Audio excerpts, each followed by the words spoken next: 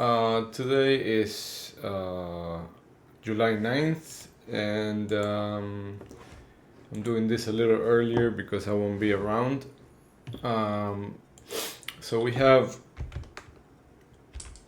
ES that's still one time framing up. You can see that yesterday we were trading at the top of the range. On Friday we had a trending day which left the point of control here, and I've been looking for this target at 56.65, which is the breakout target that I projected. Now we can see overnight we have a B-shaped profile, which is means that there's a bullish imbalance. We still don't have excess on the upside. If you calculate extending this, I get 56.50 as a target to balance this distribution profile, and on NQ we get close to 20,800. But having said that, we have a inventory is 100% long from the close from yesterday, and you can see it here. The close is down here at 56.25. So if we correct inventory, that's the target, and that's very close to the point of control. And because we had such a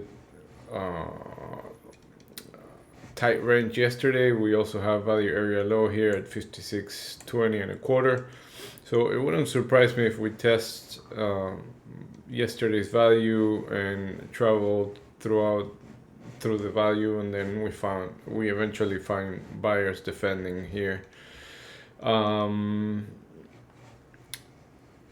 Just below yesterday's low we have a little tiny set of single prints, and if we don't find buyers here, like if we travel all the way here and we don't find buyers, I would expect buyers to defend Friday's half, which is at 56.0575, and then we're still in buy the dip mode, so I expect this to either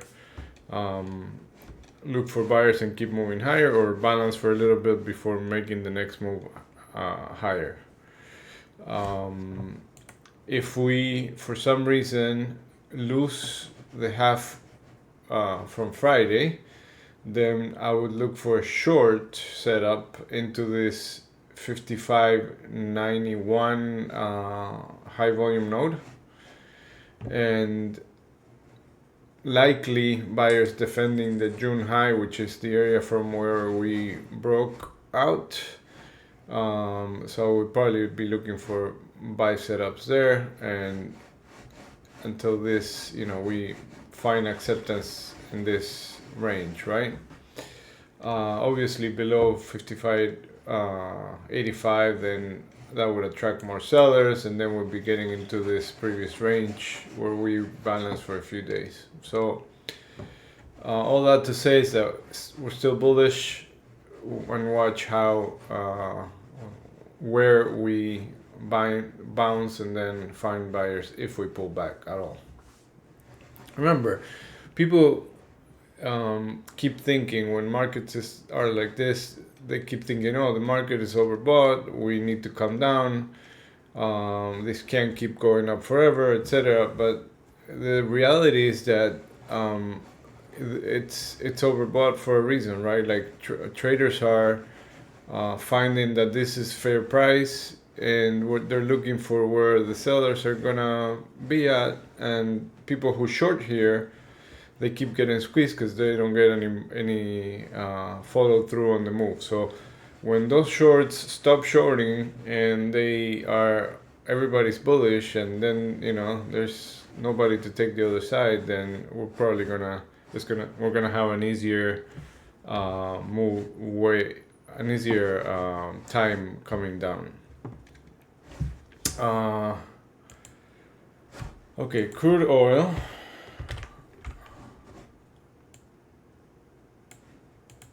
By the way, NQ, before I go to crude, NQ is in a similar scenario. The levels here are 2630 or 2625 is the 5-day point of control. So a move back from up here, then this becomes the magnet, and same scenario, right? Half of Friday is where I will be looking for buyers to defend, and the previous highs in this area, we're looking for buyers, and if we lose this, then we move back to the 20-day point of control down here at 20,000 even.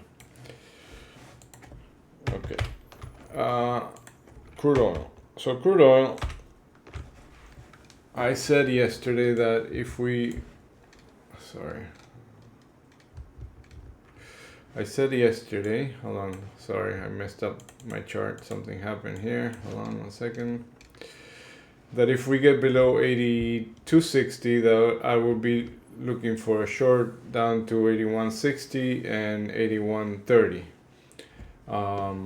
We did get below 8260, and it's holding below that, so this is now a magnet. And usually when you come down into a range, what usually happens, or what should happen, is that we test the lower side of the range eventually.